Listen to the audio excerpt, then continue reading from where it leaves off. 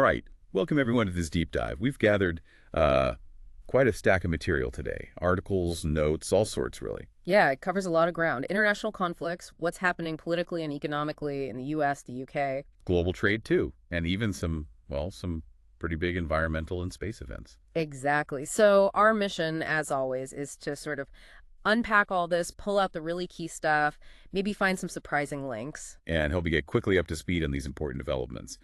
Make sense of the noise. That's the plan. We'll be touching on major military actions, peace talks, or attempts at them, some big policy shifts. Economic deals, trade issues, and yeah, those natural phenomena we mentioned.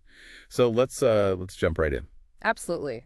Kicking off with international affairs, the sources really highlight a major event involving Ukraine recently, something they're calling Operation Spider's Web. Operation Spider's Web. Okay, that sounds intense. What was it exactly? Right. So the material describes this as Ukraine's most extensive long-range drone attack so far. Extensive. We're talking about 117 drones involved in this one operation. 117. Wow. Yeah. That's a serious number. And the range. Didn't the sources say something about how far they reached? Yeah, targets up to 4,300 kilometers away, so really deep inside Russia. And hitting what? Where were the targets? Strategic targets, 5 Russian military air bases. The sources mentioned damage to things like 295 and 222 strategic bombers and also radar planes. Really high-value assets. Goodness. And the estimated cost of that damage? Staggering, really. Around $7 billion, according to the notes. And it seems Ukraine's internal security services were behind it. $7 billion. You know, that just underscores Ukraine's developing knack for asymmetric warfare, right? Using these maybe lower-cost drones to inflict massive damage on very expensive, very strategic targets. Yeah. Miles from the front line. It's a, very clear signal of their capability to strike deep. And naturally, it ratcheted up tensions quite a bit. Yeah, you'd think. But then what's really fascinating is, reading on, the sources pivot almost immediately, right around the same time as this huge drone attack. They were talking. Exactly. Russia and Ukraine were actually holding peace talks in Istanbul. They were indeed. And this was the second round of direct talks they've had since 2022. Turkey's President Erdogan was facilitating. Okay, so amidst this major escalation, any breakthrough, did they manage a ceasefire agreement? No, unfortunately not. The sources are clear that a comprehensive ceasefire, that wasn't achieved. So no deal there. And this is important, they did apparently agree on one thing. What was that? Exchanging prisoners of war and also the remains of soldiers killed in action. Okay, so the fighting goes on, tensions are high because of attacks like the drone strike, but yeah, they found some common ground on a humanitarian point. That feels significant, doesn't it? It really does. I mean, the lack of a ceasefire obviously points to, the conflict grinding on. But managing to agree on the prisoner exchange, it shows some willingness to engage. Even when things are heating up elsewhere. Precisely. It suggests that maybe, just maybe, even amidst major escalations, these kinds of specific, often humanitarian channels can stay open. It could potentially lay some groundwork for future talks, even if peace seems far off right now. It's such a complex picture, isn't it? Maximum pressure militarily, but still finding ways to talk, even in a limited way. So for you listening, maybe consider this. How do these things fit together? The really aggressive strikes and these attempts, however small, at negotiation, how does that work in the bigger strategy? It's that constant tension and conflict, yeah. Okay, so shifting focus a bit. Let's look at the UK.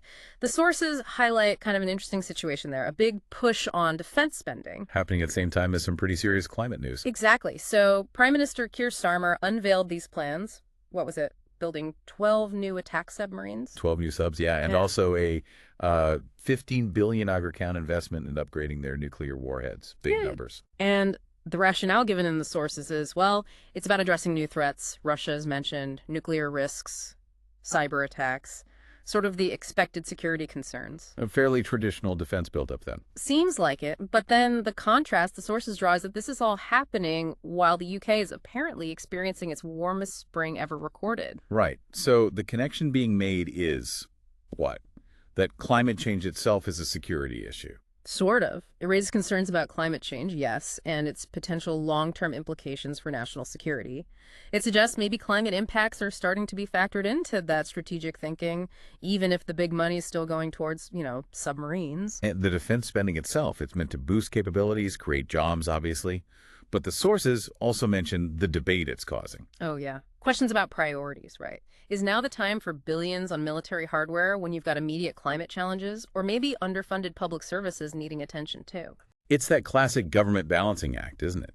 Preparing for future threats versus dealing with very present problems, environmental and social. It definitely frames that dilemma well.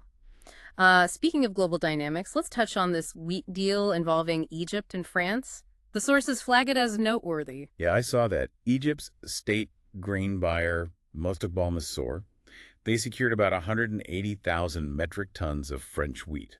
Right, from two European traders. Now, Egypt imports a ton of wheat, so why is this deal called rare in the material? Well, it seems it marks a shift from their usual suppliers. They often rely heavily on, say, Black Sea sources. So buying this much from France is apparently less common. For France, it's good news, highlighting their efforts to find new export markets. Okay, so maybe a sign of shifting trade patterns, but there was a potential problem mentioned too, wasn't there? Something about delays? Yes, potential delivery delays were reported, and given how much Egypt relies on imported wheat, especially for things like its bread subsidy program. Any significant delay could be a real issue domestically. Food supplies, stability, all that. Exactly. It could impact things quite seriously if those delays are prolonged. It's interesting how one commodity deal can ripple out, isn't it? It touches on global trade flows, food security, even domestic politics through subsidies. So, for you thinking about all this, how do countries juggle these things, like the UK, defense versus climate? And how do specific deals like Egypt buying French wheat connect to these bigger global patterns and maybe even your own cost of living? Yeah, they're definitely all interconnected pieces. Okay, let's pivot over to the United States now. Right. The U.S. Supreme Court's emergency docket comes up in the material. Yeah, this is basically the court's fast track for dealing with urgent matters that can't wait for the regular schedule. And the sources say there are several pretty high-profile cases on it right now. High profile meaning? Yeah. What kinds of things end up there? Not routine appeals, I guess. No, definitely not. It's usually urgent stuff. Challenges to federal policies, executive orders, maybe election law disputes close to an election, things needing a quick decision. The stakes, as the sources point out, can be really significant for federal power, individual rights. So decisions made this way quickly could potentially reshape major aspects of U.S. law almost overnight. Pretty much. And because they are often decided quickly, sometimes without the full briefing and arguments you get in regular cases, they can also, affect how people see the court, its role, its impartiality, especially on hot-button issues. Interesting. Okay, another piece of U.S. domestic news covered. President Trump's proposed budget, specifically cuts aimed at the Department of Education. Yeah, the proposal for the 2026 fiscal year, it outlines a 15% cut that works out to about $12 billion less for the Department of Education. 15%, that's substantial. Does this fit into a broader philosophy about education? It seems to. The sources describe it as aligning with the administration's goal to sort of reduce the federal footprint in education, shift more control, more funding decisions down to the state level. And is there a specific mechanism mentioned for how they do that? One specific thing noted is a plan to consolidate a bunch of different grant programs into just one single funding stream for states. Okay. And the potential impact of a $12 billion cut. What are the concerns raised? Well, the main concern highlighted is that cuts that deep could lead to pretty significant reductions in various educational programs and services. And the worry is that could disproportionately hit, low-income students, disadvantaged students, those who often benefit most from federally funded support. Which naturally sparks a big debate. Oh, absolutely. A debate about the federal government's role in education, what's appropriate, and what the long-term effects on, say, educational equity might be. These are definitely decisions made at the highest levels that could trickle down and have very real impacts. So, for you listening, maybe think about this. How do these big decisions, a Supreme Court ruling on an emergency basis, a proposed budget cut affecting schools, how might they directly or indirectly touch your life or your community? The connections are often closer than you might think. Okay, let's try and link some of this U.S. domestic stuff back to the global stage, specifically U.S.-China trade tensions. Right. The material suggests these tensions are flaring up again, causing some jitters in the market. Mentions the Dow Jones fluctuating. And this recent flare-up seems to stem from President Trump announcing a plan to, Well, double the tariffs on imported steel and aluminum from China. Double them. From what to what? From the existing 25% all the way up to 50%. That's a huge jump. Wow, 50%. What was the trigger for that, according to the sources? The stated reason was accusations that China breached a recent trade agreement. So this move has basically thrown a new layer of uncertainty onto U.S. trade policy. And you mentioned market jitters. Were there specific sector impacts noted? Yes. Steel stocks apparently surged on the news, which makes sense, but automakers like Ford and GM, their stocks went down, presumably worried about higher material costs. Right. Steel goes up, cars go down. And the broader market kind of felt the pressure, too. It just raises those concerns, again, about, global economic stability, disruptions to supply chains, all that stuff. And this ties directly into another point in the material, doesn't it? The challenges facing U.S. manufacturing. It does. The key number there is that U.S. manufacturing activity actually shrank for the third month in a row in May. Yeah, the ISM index figure was 48.5%, I think, and anything under 50 means contraction. So 3 straight months of that is not great. Not great at all, and the sources explicitly link this slowdown, at least partly, to these ongoing trade disputes and tariffs, like the ones we were just talking about. How so? What's the connection? Well, they disrupt supply chains, right? Make it harder or more expensive for manufacturers to get the parts and materials they need. Increases their costs. Which could lead to? Potential consequences mentioned are things like lower industrial output and potentially job losses in the manufacturing sector. It's leading to calls for maybe rethinking some of these trade policies. And it has wider economic effects, too. Yeah, contributes to things like a weaker dollar, more general concerns about the U.S. economic outlook. It's a really clear illustration, isn't it, how a policy like tariffs, maybe intended to help one domestic industry, can create these complicated ripples, sometimes negative ones, in other sectors affecting jobs, costs, the whole economic picture. For you thinking about this, how do you weigh that up? The goal of protecting certain industries versus the potential wider economic fallout. It really highlights how interconnected everything is economically. Okay, let's shift gears pretty significantly now, away from politics and economics, more towards science and the environment. Right. The sources cover a pretty powerful solar storm hitting Earth. A G4 class storm. Yeah, a G4 geomagnetic storm. That's basically a major disturbance in Earth's magnetic field. And this one was caused by a huge eruption from the sun, what's called a coronal mass ejection, a CME that blasted off from a specific sunspot region, AR 4100. G4. You said that's powerful. On what scale? The scale goes from G1 to G5. So G4 is, pretty severe. It's definitely one of the stronger space weather events we see. And this CME, this blast of material, it has reached Earth. So experts are watching it closely. Watching it for what? What are the potential impacts here on Earth, besides maybe some nice northern lights? Well, the auroras are the pretty part, true. But the potential downsides highlighted in the material are disruptions to satellites. Think GPS, communications. Stuff we rely on constantly. Exactly. And potentially even power grids, although modern grids have more protections now. But yeah, communication blackouts, errors in navigation systems, those are the kinds of things they worry about with a storm this strong. Wow. It's kind of amazing that something happening 93 million miles away can potentially mess with our phones or the power grid. It really is.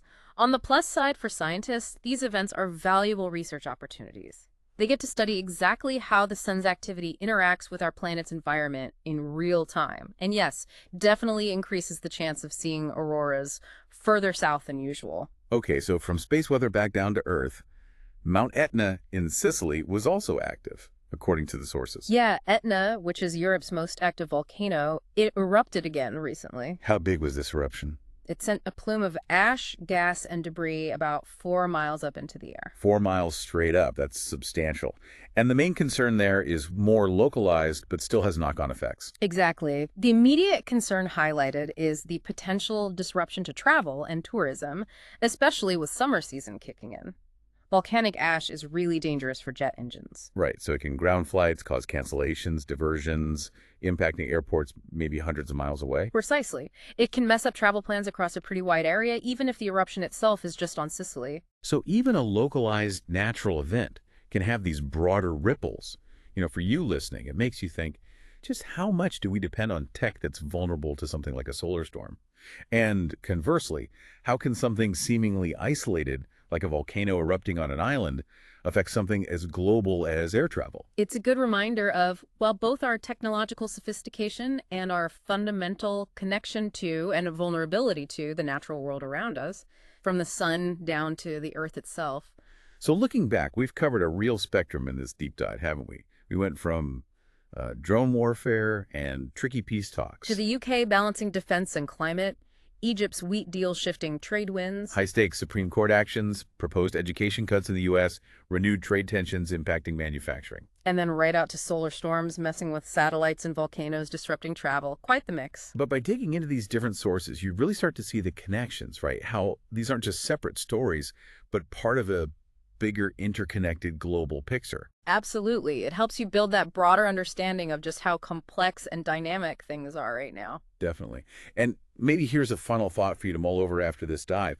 Think about how all these different things, that drone hitting an airbase, a budget line item for schools, who's buying wheat from whom, even a blast of energy from the sun, how they're all threads, threads in this incredibly complex tapestry of global events and human activity. What other connections, maybe hidden ones, might you spot if you just look a little closer at the information out there? Keep asking those questions. Keep trying to connect the dots. That's really what this deep dive is all about. Thanks for exploring all this with us today.